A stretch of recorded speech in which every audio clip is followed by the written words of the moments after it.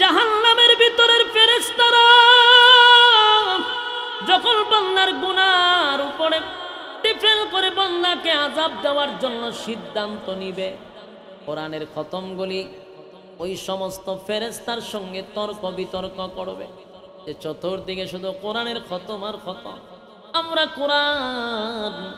কোরআন হইয়া তোমাদেরকে শাস্তি দিতে দিব না।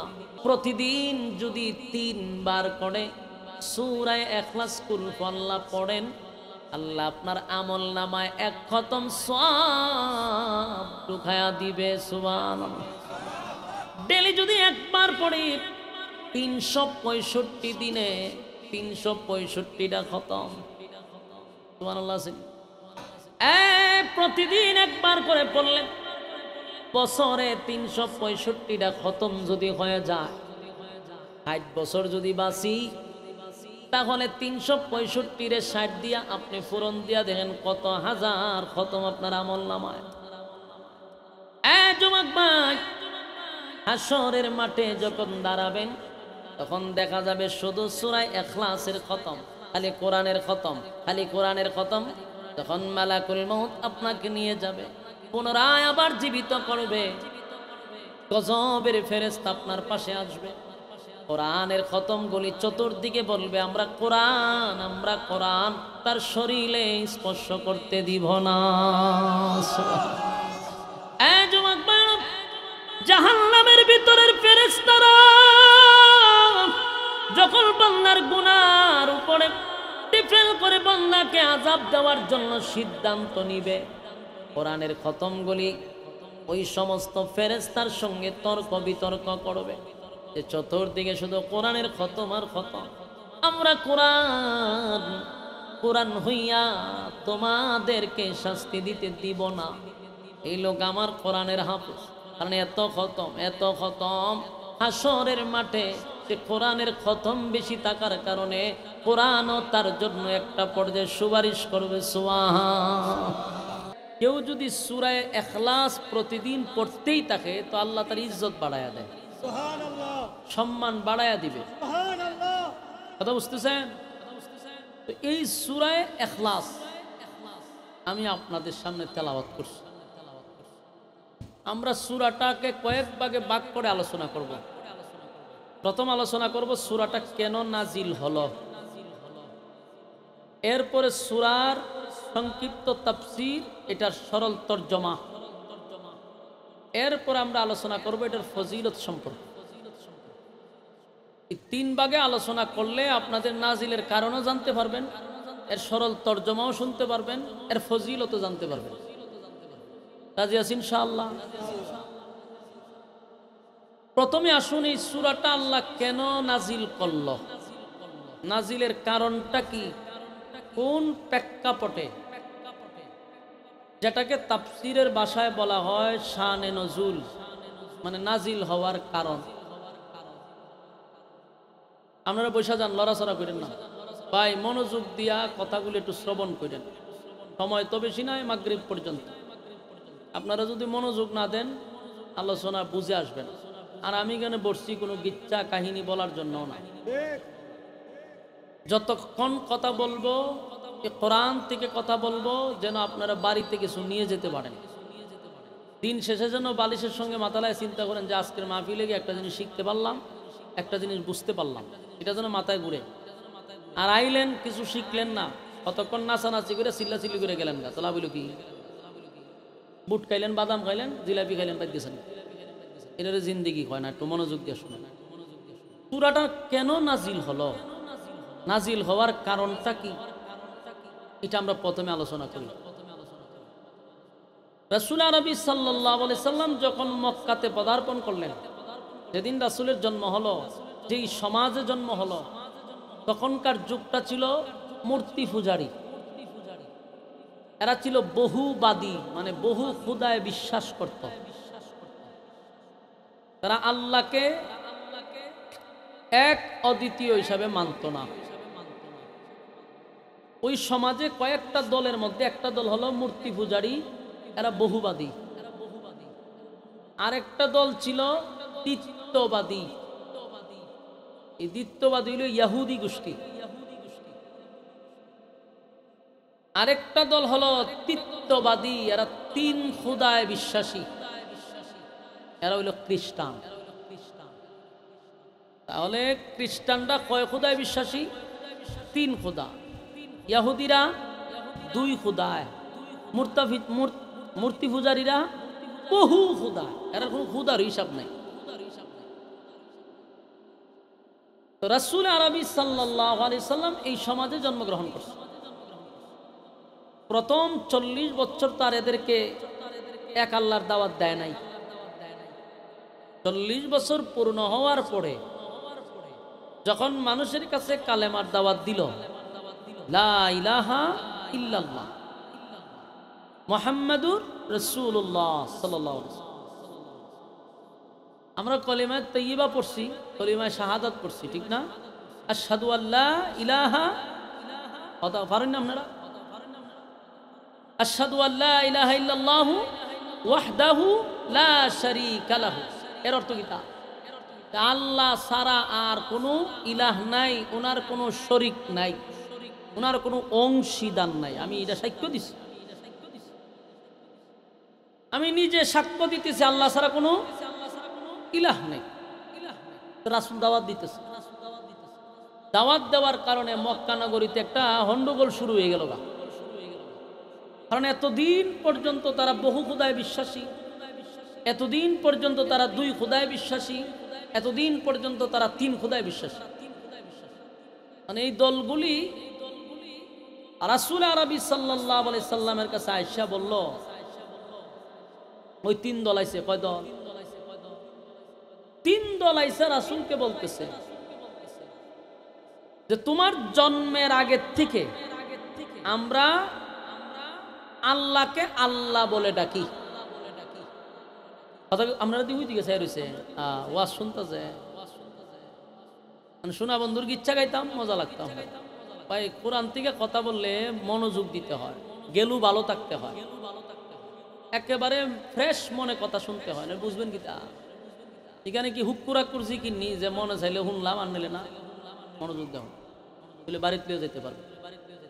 তিনটা সাবজেক্টে আলোচনা হইব, তাহলে আপনি সুন্দর বুঝতে পারবেন, এই ভূমিকাতে মনোযোগ দেন। এই তিন দল রাসূলের কাছে গিয়া বলল যে তোমার জন্মের আগ থেকে তো আমরা আল্লাহরে আল্লাহ বলি ডাকতেছি, তুমি যে আমাদেরকে এক আল্লাহর দাওয়াত দিতেছ, সেই আল্লাহকে তো তোমার জন্মের আগ থেকে আমরা আল্লাহ ডাকি। ইয়াদ রাখবেন, বহুবাদী যারা মূর্তি পূজারী তারাও কিন্তু আল্লাহরে আল্লাহই বলে, ইহুদিরাও আমাদের আল্লাহকে আল্লাহই বলে, খ্রিস্টানরাও আমাদের আল্লাহকে আল্লাহই বলে। ওনারা রাসূলের কাছে প্রশ্ন করছে, তুমি আবার কোন আল্লাহর দাওয়াত দাও? তোমার জন্মের আগ থেকে তো আমরা যে আল্লাহরে আল্লাহ বলি ডাকতেছি, তো তুমি আবার কোন আল্লাহর দাওয়াত দিতেছ? তো রাসূল সাল্লাল্লাহু আলাইহি সাল্লাম একত্ববাদী খোদার দাওয়াত দেয়, যারা আমরা বলি আমাদের রবের নাম আল্লাহ বলে আমরা ডাক দেই, এরা আমরা আল্লাহই বলি, তুমি আবার কোন আল্লাহর দাওয়াত দিতেছ? রাসূল বললাম, আপনারা যে বললেন আমার আল্লাহকে আপনারা আল্লাহ বলেই ডাকেন, আমার আল্লাহর পরিচয় বলেন। আমাদের আল্লাহ, ইহুদিরা বলে আমাদের আল্লাহ হইল টোটাল দুইজন। কথা বুঝতেছেন? এরা এক নবীরে আল্লাহ বানাইছে, আর আল্লাহরে আল্লাহ দুইজন আল্লাহ, এটা হলো ইহুদির বক্তব্য। খ্রিস্টানরা হয় আমরার আল্লাহ হইল টোটাল তিনজন। খ্রিস্টানদের ব্যাখ্যা অনুযায়ী আমাদের আল্লাহ একজন আসমানে, আর মরিয়ম আলাইহিস সালাতু ওয়াস সালাম উনি হলো আল্লাহর বউ। নাউজুবিল্লাহ, উনি হলো আল্লাহর বউ, যেহেতু উনি দ্বিতীয় খোদা। আর দুই আল্লাহর মিলনে হইছে ঈসা আলাইহিস সালাতু ওয়াস সালাম, এর লিগে উনি হলো তৃতীয় নাম্বার খোদা। নাউজুবিল্লাহ, এটা হলো খ্রিস্টানদের আকীদা, এরা তিন খোদায় বিশ্বাসী। আর রাসূল বলতেছে যে আমি যেই রবের দাওয়াত দিতেছি উনি তো একক, অদ্বিতীয়। এরা আইয়া বলতেছে যে আমরা আল্লাহরে আল্লাহ ডাকি, তুমি আল্লাহরে আল্লাহ ডাকো, তাহলে কোন আল্লাহর দাওয়াত দাও সেটা ডিটেলস বর্ণনা করো। তাদেরই প্রশ্নের জবাবে রাসূল ব্যক্তিগত কোনো কথা দিয়ে তাদেরকে মানে এটার উত্তর দেয় নাই। কারণ রাসূল যত কথা বলতো নিজের থেকে বলতো না আল্লাহর পক্ষ থেকে? রাসূলকে যখন এই তিন দল প্রশ্ন করতে লাগলো, তখন আল্লাহ রাব্বুল আলামিন এদের জবাবে আবার ধরছেন মাইকটা না, এই পণ্ডিতি করছেন কেন আবার?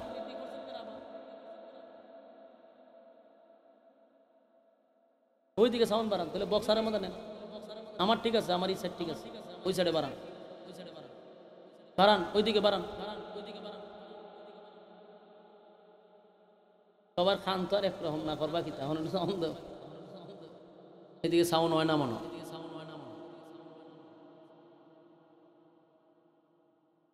আচ্ছা, ফ্যান্ডেলের ভিতরে আওয়াজ আসেনি, ওদিক হয়ে আছে, চলবো যেমন আছে এমনি তাক, লড়াইও না। সেটিংটা খুব সুন্দর হয়েছে, লড়াইলি শেষ। রাসূল সাল্লাল্লাহু আলাইহি সাল্লামের কাছে যখন এই ব্যক্তিগুলো প্রশ্ন করতে লাগলো, তোমার আল্লাহর পরিচয় দাও, ওই তাদের জবাবে আল্লাহ তখন সূরা ইখলাস নাজিল করে। আমার কথা বুঝতেছেন? নাজিল হয়েছে কেন বুঝছেন নি? কেন নাজিল হয়েছে? এদের এই তিন দলের প্রশ্নের জবাবে আল্লাহ তখন সূরা ইখলাস নাজিল করে দাঁত ভাঙ্গা জবাব দিছে। এটা হলো নাজিল হওয়ার কারণ, যেটাকে বলে শানে নজুল। এটা হলো নাজিল হওয়ার কারণ। তাহলে আমরা কয় ভাগে আলোচনা করব? কয় ভাগ শেষ হয়েছে? নাজিলের কারণ বলছি, আল্লাহ তখন নাজিল করছে। এই ঘটনার কেন্দ্র করে সূরা ইখলাস নাজিল হয়েছে। ইখলাস শব্দের অর্থ হলো খাঁটি, বেজাল মুক্ত। আমার কথা বুঝতেছেন? বলুন, ইখলাসের অর্থ কি? খাঁটি। খাঁটি কেন রাখলো এটা আলোচনাতে আসবে। তো আল্লাহ তখন সূরা ইখলাস নাজিল করে বলতেছে, কুল হুয়াল্লাহু আহাদ, পড়েন আমার সাথে, আল্লাহুস সামাদ, লাম ইয়ালিদ ওয়া লাম ইউলাদ ওয়া লাম ইয়াকুল লাহু কুফুয়ান আহাদ। সূরা নাজিল সর্বপ্রথম নাজিল করার পর আল্লাহ বলে কুল হুয়াল্লাহু আহাদ। আমরা নাজিলের কারণ জানছি, এখন আসুন এটা সরল তরজমাটা আগে আমরা পেশ করি। দ্বিতীয় দাফে কুল হুয়াল্লাহু আহাদ, আল্লাহ রাব্বুল আলামিন বলেন, পয়গম্বর আপনি বলে দেন, কুল হুয়াল্লাহু আহাদ, আমি আল্লাহ একক, অদ্বিতীয়। দ্বিতীয়বাদী, তৃতীয়বাদী, বহুবাদীরা পয়গম্বরের কাছে বলছে, আপনার আল্লাহ কতজন, তার ডিটেলস আমাদেরকে দেন। আল্লাহ রাব্বুল আলামিন সূরা ইখলাস নাজিল করিয়া দাঁত ভাঙ্গা জবাব দিয়া বলেন, কুল হুয়াল্লাহু আহাদ, নবী আপনি বলুন, আমি আল্লাহ এক অদ্বিতীয়, আমার কোনো শরীক নাই, আমার কোনো ইলাহ নাই, আমার কোনো সাথী নাই, সঙ্গী নাই। ইহুদিরা দুই খোদায় বিশ্বাসী, যদিও আমি আল্লাহরে তারা আল্লাহ বলে, কিন্তু আমারে একা আল্লাহ বলে না। তাদের বক্তব্য অনুযায়ী তাদের আরেকজন আল্লাহ আছে। আর ইহুদিরা আমাকে আল্লাহ ডাকে, কথা ঠিক, কিন্তু আমারে একক খোদা হিসাবে মানে না। তাদের বক্তব্য অনুযায়ী আরো দুইজন আছে। এই জন্য এদের আল্লাহর সাথে আল্লাহ বললে এটা খাঁটি হয় না। আমরা যারা আমার আল্লাহরে বিশ্বাস করব, আমরা আল্লাহ বলবো একক, অদ্বিতীয় হিসাবে। কথা কই না দি? আবার বোঝায় বলি, ইহুদিরা আমাদের আল্লাহকে আল্লাহ বলে, এটা সত্য। খ্রিস্টানরা আমাদের আল্লাহকে আল্লাহ বলে, এটাও সত্য। বহুবাদী মূর্তি পূজারীরা আমার আল্লাহকে আল্লাহ বলে, এটাও সত্য। কিন্তু এদের আল্লাহ বলার মধ্যে বেজাল আছে রে, আমাদের আল্লাহ বলার মধ্যে কোনো বেজাল নাই। এই জন্য সূরা ইখলাস রাখা হইছে। ইখলাস শব্দের অর্থ হইল খাঁটি। কথা হয় না? ইখলাস শব্দের অর্থ হলো খাঁটি। কেন খাঁটি রাখা হলো? আল্লাহ বলেন, ইহুদিদের আল্লাহর মধ্যে বেজাল আছে, আর ইমানদারের আল্লাহ বলার মধ্যে বেজাল নাই, এটা খাঁটি। এই জন্য সূরা ইখলাস দিয়া আল্লাহ তার পরিচয় তুলে ধরছেন। এই জন্য সূরা ইখলাস হলো শানে এলাহি, তার মানে আল্লাহর শান, মান, মর্যাদা সম্পর্কে আলোচনা। 47টা অক্ষর আছে এই সূরার মধ্যে। কয়টা অক্ষর? 47টা অক্ষর, 4টা আয়াত দ্বারা এই সূরাটা। কিন্তু এই সূরার ভিতরে আলোচনা ব্যাপক, প্রচুর আলোচনা এই সূরার ভিতরে।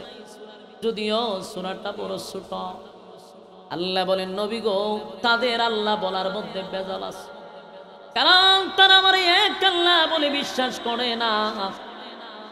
ইহুদিরা বলে 2 আল্লাহ, খ্রিস্টানরা বলে 3 আল্লাহ, বহুবাদীরা বহু খুদায় বিশ্বাস। তাই আল্লাহ বলেন, কুল হুয়াল্লাহু আহাদ, নবী আপনি বলুন আমি একক অদ্বিতীয়। এই সর্বপ্রথম 3 দল রাসূলকে প্রশ্ন করছে, আপনার আল্লাহ কয়জন? কথা বুঝছেন? তারা প্রথম প্রশ্ন কি করছে? আপনার আল্লাহ, আরো জোরে কয় না, আপনার আল্লাহ কয়জন? এটা তাদের প্রথম প্রশ্ন। প্রথম প্রশ্ন আল্লাহ প্রথম প্রশ্নের জবাব দিছে, কুল হুয়াল্লাহু আহাদ, আমি আল্লাহ একক অদ্বিতীয়, আমার কোনো শরীক নাই, আমার কোনো ইলাহ নেই। সুবহানাল্লাহ। এবার 3 দলে আল্লাহর নবীর কাছে দ্বিতীয় প্রশ্ন করছে। দ্বিতীয় প্রশ্ন, এ মুহাম্মদ, তোমার আল্লাহ করেটা কি? কেমনে চলে? কিভাবে চলে? তোমার আল্লাহর কাজ কি? তোমার আল্লাহ করে কি? কিভাবে চলে? তোমার মালিক কেমনে চলে? এটা হলো তাদের দ্বিতীয় প্রশ্ন। আল্লাহ রাব্বুল আলামিন তাদের দ্বিতীয় প্রশ্নের জবাব দিতে গিয়ে রব্বে কারীম বলেন, আল্লাহুস সামাদ। কথা কি বুঝতেছেন? আল্লাহুস সামাদ, আমি অমুকাফেক্ষী, আমি কারো উপর ডিপেন্ড করি না, কারো উপর নির্ভর করি না। এরা প্রশ্ন করছে আল্লাহ করে কি? আল্লাহর কাজ কি? আমার মালিক বলে, আমি আল্লাহ কারো উপর ডিপেন্ড করি না, আমি আল্লাহ কারো মুকাফেক্ষী না। তাম কুল কায়নাত আল্লাহর উপরে মুকাফেক্ষী, কথা কয় না, কিন্তু আল্লাহ কারো উপর মুকাফেক্ষী না। এটা হলো তাদের 2 নাম্বার প্রশ্ন। 2 নাম্বার প্রশ্নের 2 নাম্বার জবাব দিলেন, আমি আল্লাহ কারো মুকাফেক্ষী নয়, আল্লাহুস সামাদ। এবার তারা 3 নাম্বার প্রশ্ন করছে রাসূলকে, এ মুহাম্মদ, তোমার আল্লাহর বিয়া শাদী আসেনি? নাউযুবিল্লাহ। ভাই আল্লাহ বিয়া করছে, বউ আসেনি, ছেলে সন্তান আসেনি, কতজন আছে, সাথী সঙ্গী কতজন, টোটাল জনসংখ্যা কতজন বিশ্বাস করে? 3 নাম্বার প্রশ্ন করলাম, এ আব্দুল্লাহর পুত্র মুহাম্মদ, বলো না তোমার আল্লাহ বিয়া করছেনি, শাদী করছেনি, বাচ্চা কাচ্চা আসেনি? তোমার আল্লাহর জনসংখ্যা কতজন, টোটাল মোট কতজন? এদের 3 নাম্বার প্রশ্নের জবাবে আমার মালিক উত্তর দিছে, লাম ইয়ালিদ ওয়া লাম ইউলাদ। 3 নাম্বার প্রশ্নের জবাব হলো লাম ইয়ালিদ ওয়া লাম ইউলাদ, আমি আল্লাহ কারো কাছ থেকে জন্ম নেই নাই, আমি আল্লাহ কাউকে জন্ম দেই নাই। ওই যে খ্রিস্টান, তাদের ধারণা হলো মরিয়ম হলো আল্লাহর বউ, নাউজুবিল্লাহ। এই খ্রিস্ট ধর্মের মানুষেরা 3 জনকে খোদা মানে। শিশু খ্রিস্ট যে কয়, ঈসা নবীরে কয় ঈসা নবী নাকি আল্লাহর ছেলে। এই জন্য এরা 3 জন খোদায় বিশ্বাসী। ইহুদিরা 3 জন খোদায় বিশ্বাসী। তারা প্রশ্ন করছে, আপনার আল্লাহ বিয়া শাদী করছেনি? আল্লাহ কয়, লাম ইয়ালিদ ওয়া লাম ইউলাদ, আমি আল্লাহ কারো কাছ থেকে জন্মই নেই নাই, আমি আল্লাহ কাউকে জন্ম দিও নাই। আল্লাহ কারো কাছ থেকে জন্ম নেয় নাই, কাউকে জন্ম দেয় নাই। 3 নাম্বার প্রশ্নের উত্তর দিয়া দিছে। এবার তারা 4 নাম্বার প্রশ্ন করছে, তোমার আল্লাহর শক্তি কি পরিমাণ? তোমার আল্লাহ যদি যুদ্ধ লাগে আমরা সাথে পারবো না। নাউজুবিল্লাহ। বাড়ি দিয়া কই আব্দুল্লাহর পুত্র মোহাম্মদ, বলো না তোমার আল্লাহ যদি যুদ্ধ লাগে আমাদের সঙ্গে পারবেনি? কি পরিমাণ সৈন্য আছে, কি পরিমাণ বাহিনী আছে? তোমার আল্লাহর ক্ষমতা কতটুক, তোমার আল্লাহর শক্তি কতটুক? প্রশ্ন করছে আল্লাহ রব্বুল আলামিন। তাদের 4 নাম্বার জবাবে, প্রশ্নের জবাব আল্লাহ দিয়া দিছে, ওয়ালাম ইয়াকুল লাহু কুফুয়ান আহাদ। 4 নাম্বার প্রশ্নের উত্তর, ওয়ালাম ইয়াকুল লাহু কুফুয়ান আহাদ। 4 নাম্বার প্রশ্নের উত্তর হলো আমি আল্লাহর সমকক্ষ আর কেউ নাই। তোমার আল্লাহ কইতে গিয়ে আপনারা কষ্ট হয়। আমার আল্লাহর সমতুল্য কেউ আছে? আমার আল্লাহর সমকক্ষ কেউ আছে? বেঈমানরা আল্লাহরে নবীরে প্রশ্ন করে আপনার আল্লাহর শক্তি কতটুক, আপনার আল্লাহর শক্তি কতটুক? আল্লাহ কয় ওয়ালাম ইয়াকুল লাহু কুফুয়ান আহাদ, আমার সমকক্ষ কেউ নাই। এখান থেকে আমরা যতটুকু বুঝলাম, সূরা ইখলাস সাধারণ কোন সূরা নয় গো। এই সূরা এত ফজিলতপূর্ণ সূরা। কোরআনে 2টা সূরা আছে, একটা হলো নবীর শানে আর একটা হলো আল্লাহর শানে। একটা হলো শানে এলাহি আর একটা হলো শানে রাসূল সাল্লাল্লাহু আলাইহি ওয়াসাল্লাম। এই শানে এলাহি সূরা ইখলাস হলো শানে এলাহি, শুধু আল্লাহর শান আর মান আর মর্যাদা নিয়ে আলোচনা। আর সূরা কাউসার হলো শানে রাসূল, আমার রাসূলকে নিয়ে আলোচনা। আল্লাহ সূরা ইখলাসের ভিতরে সুন্দর করে আল্লাহর পরিচয়টা তুলে ধরছে। এই সূরা ইখলাস যদি কেউ পড়ে, অর্থ সহ যদি কেউ বুঝে, তাহলে বিশাল একটা আলোচনা সূরা ইখলাসের ভিতরে আল্লাহ ঢুকায়া দিছে। ওই 3 দল বাহিনী, দ্বিত্ববাদী, তিত্ববাদী, বহুবাদী, নবীর কাছে গিয়া প্রশ্ন করে আপনার আল্লাহ কয়জন? আল্লাহ উত্তর দেয় আমি একজন। আমি আপনাদের কাছে প্রশ্ন করি আমাদের রব কয়জন? দেখি বিশ্বাস হয়। আমরা রবের সাথে কাউকে শরীক করব না।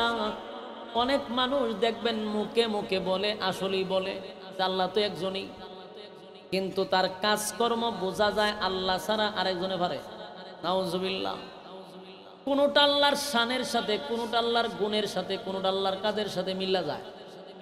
তাহলে যারা আল্লাহর শানের সাথে এটাও শিরিক, আল্লাহর গুণের সাথে এটাও শিরিক, আল্লাহর কাজের সঙ্গে এটাও শিরিক।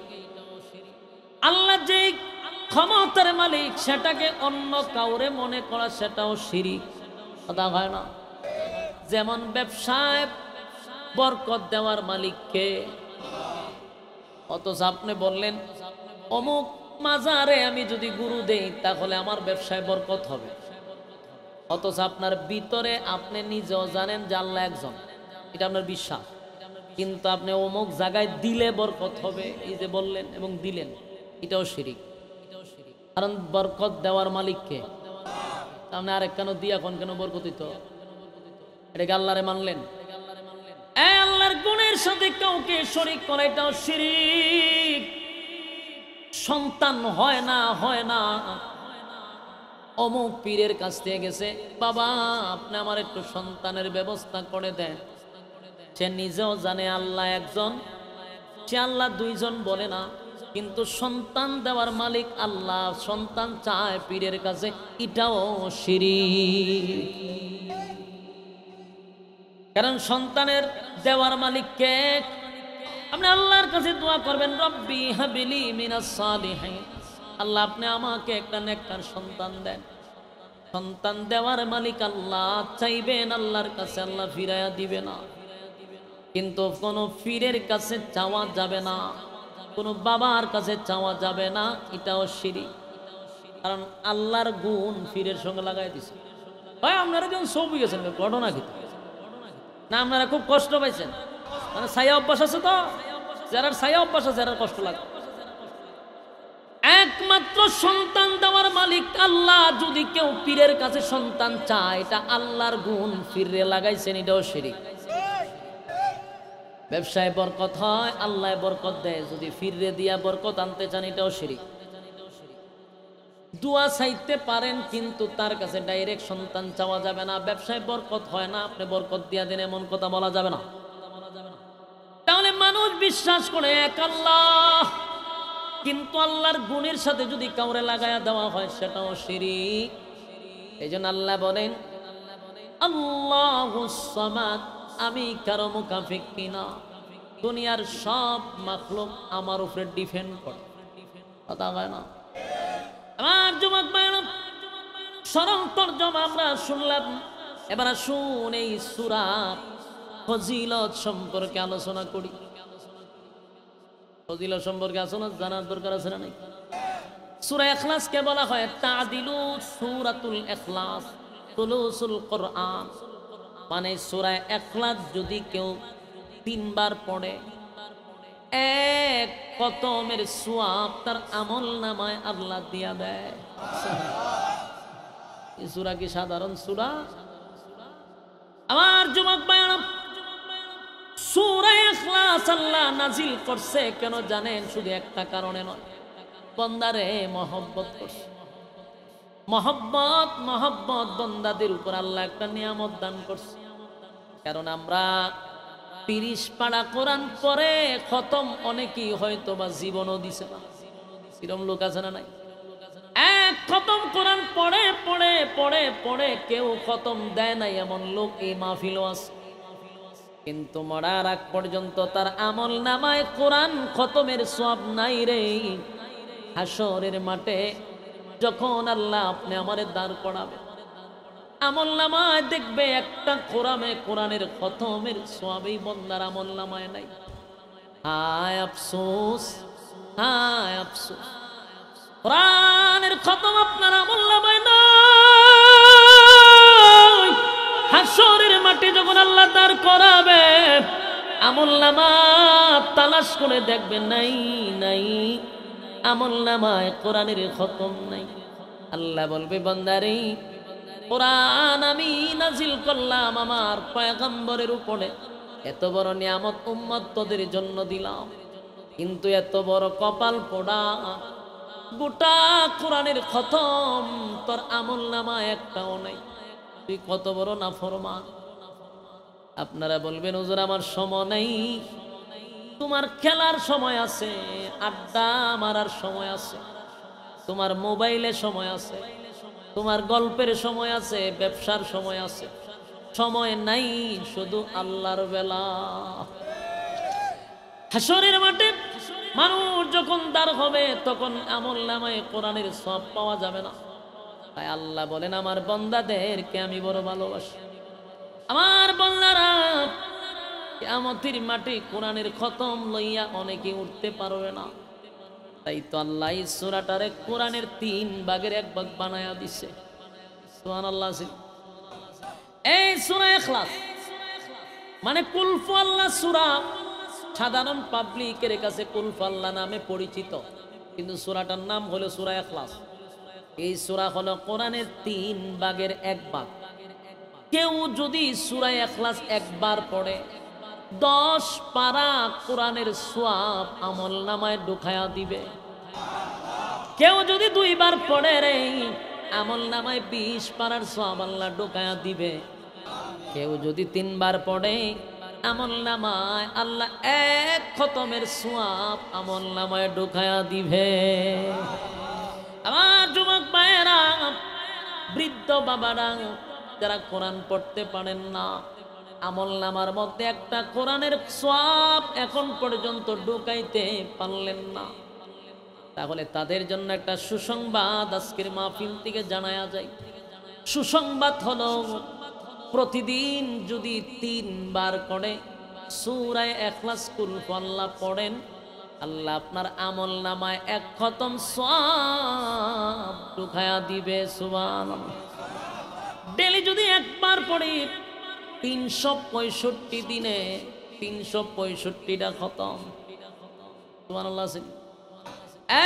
প্রতিদিন একবার করে পড়লেন, বছরে 365টা খতম যদি হয়ে যায়, 60 বছর যদি বাঁচি, তাহলে 365 রে 60 দিয়া আপনি পূরণ দিয়া দেখেন কত হাজার খতম আপনার আমল নামায়। যুবক ভাই, হাশরের মাঠে যখন দাঁড়াবেন তখন দেখা যাবে শুধু সূরা ইখলাসের খতম, খালি কোরআনের খতম, খালি কোরআনের খতম।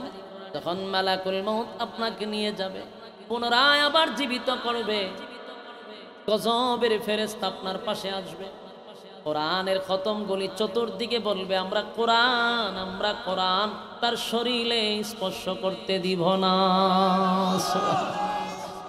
যুবক ভাই, জাহান্নামের ভিতরের ফেরেশতারা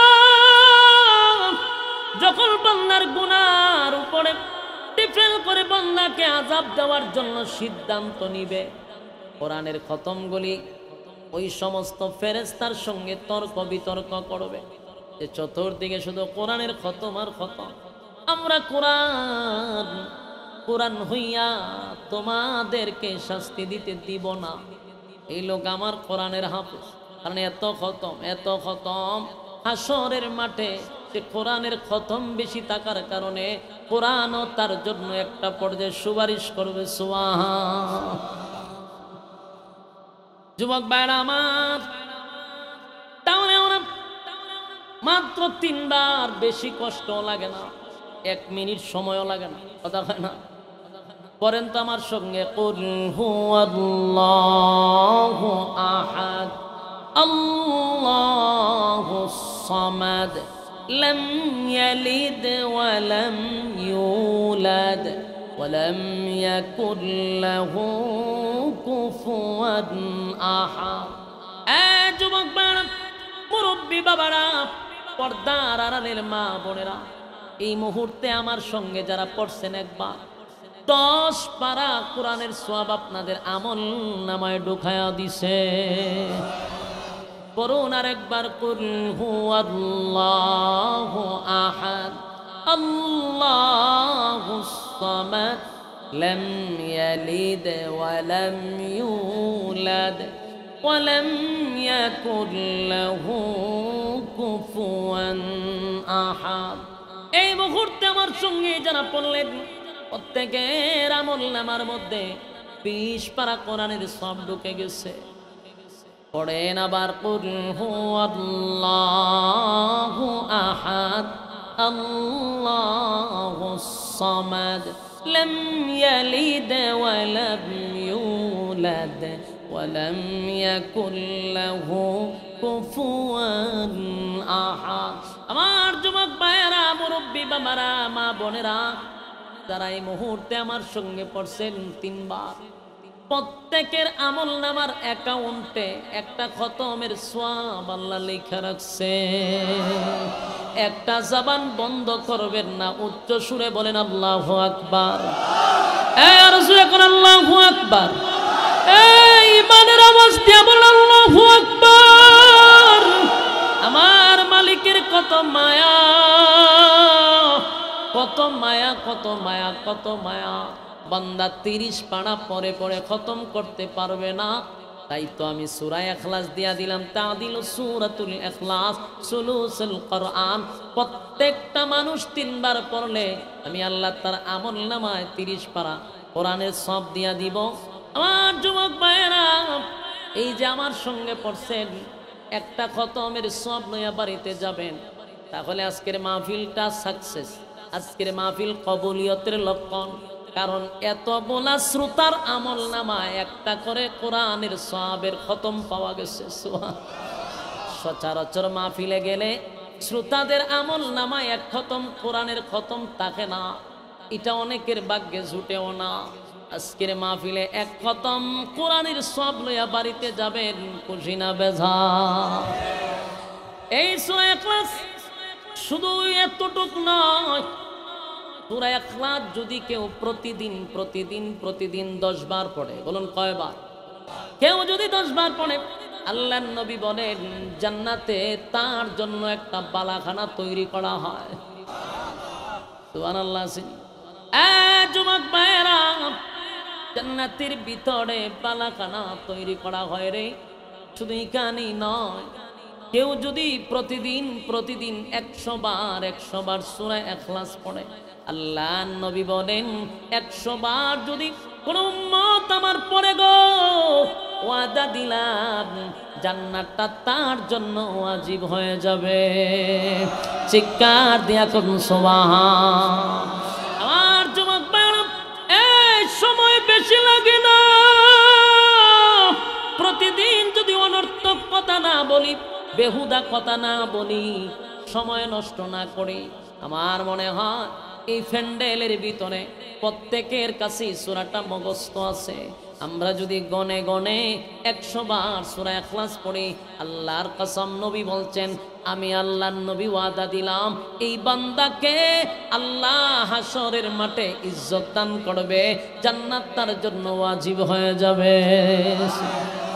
আরেকটা কথা হলো, সূরা ইখলাস এত দামি, এত দামি, এত দামি, এত দামি, এত সম্মান। এই সূরা বেশি পড়লে আপনার ইজ্জত বেড়ে যাবে। আল্লাহর নবীর একজন সাহাবী দুনিয়া থেকে বিদায় হয়ে গেছে। নবী চলে গেছেন যুদ্ধের ময়দানে, যুদ্ধের সেনাপতি নবী।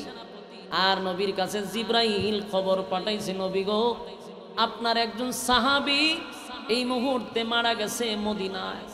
নবী বলেন, আমি কই, সাহাবী কই? 100 কিলোমিটার দূরত্ব। জিবরাইল বলেন, পয়গম্বর, ওই সাহাবীর জানাজা আপনি নবী পড়াইবেন। সুবহানাল্লাহ। এই যুবক ভাইরা, তখন তো আর প্রাইভেট কার ছিল না, রাস্তাঘাট ছিল না। 100 কিলোমিটার যাইতে 1-1.5-2 দিন লাগতো। কথা হয় না? একদিন তো লাগবেই। তো নবী কয়, জিবরাইল রে, আমি কই, আমার সাহাবী কই, কেমনে রে আমি জানাজা পড়াবো? কিভাবে যাব, কেমনে পড়াবো? জিবরাইল বলে, নবী গো, আপনি শুধু জানাজার জন্য প্রস্তুতি নেন। সুবহানাল্লাহ আছে। নবী কিন্তু অনেক দূরে যুদ্ধের ময়দানে গেছে, আর লাশ হইল 100 কিলোমিটার দূরে। জিবরাইল আলাইহিস সালাতু ওয়াস সালাম বলেন, পয়গম্বর, আপনি জানাজার জন্য প্রস্তুতি নেন। নবীজি জানাজার জন্য প্রস্তুতি নিল। এবার জিবরাইল বলে, নবী গো, জানাজার জন্য রেডি হন। আল্লাহর নবী বলেন, জিবরাইল রে, জানাজা যে পড়াবো, লাশ কোথায়? বলে, আপনার জানাজার দাঁড়ান। নবীজি জানাজার মধ্যে দাঁড়ায়া গেল। তাকায়া দেখে নবীর সাহাবীর লাশ নবীর সামনে দেখা যায়। চিৎকার দিয়া কোন সুবহান। আল্লাহ নবী জানাজা কমপ্লিট করে দিল। কিন্তু আশ্চর্য হয়ে গেল, জানাজা শেষ হওয়ার সাথে সাথে দেখে চতুর্দিকটা অন্ধকার হয়ে গেছে। কিছুক্ষণ আগে প্রচন্ড রৌদ্র ছিল, হঠাৎ করে অন্ধকার হয়ে গেল। আল্লাহর নবী বলেন, জিবরাইল রে, ও জিবরাইল, জানাজার আগেও এত অন্ধকার ছিল না, প্রচন্ড রৌদ্রের মধ্যে জানাজায় দাঁড়াইলাম, আশ্চর্য হয়ে গেলাম, এখন এই অন্ধকার কেন হয়ে গেল? আল্লাহর নবী কাছে জিবরাইল বলে, পয়গম্বর, এমন একজন সাহাবী আপনি, এই সাহাবীর জানাজায় এত অসংখ্য ফেরেশতারা অবতীর্ণ হইছে, ফেরেশতাদের কারণে সূর্যের আলো দেখা যায় না। আল্লাহর নবী বলেন, আমার সাহাবীর এত সম্মান, এত মর্যাদা, এত মর্যাদা, এত সম্মান আর এত মর্যাদা কেন বেড়ে গেল? আল্লাহর পয়গম্বর যুদ্ধ শেষে যখন আবার বাড়িতে গেলেন, কয়েকদিন পরে ওই সাহাবীর খোঁজ খবর লাগাইলেন। এই সাহাবীর নাম হলো মুআবিয়া ইবনে মুআবিয়া। এই সাহাবীর কি এমন আমল, যে আমলের কারণে তার জানাজার মধ্যে অসংখ্য ফেরেশতারা হাজির হয়।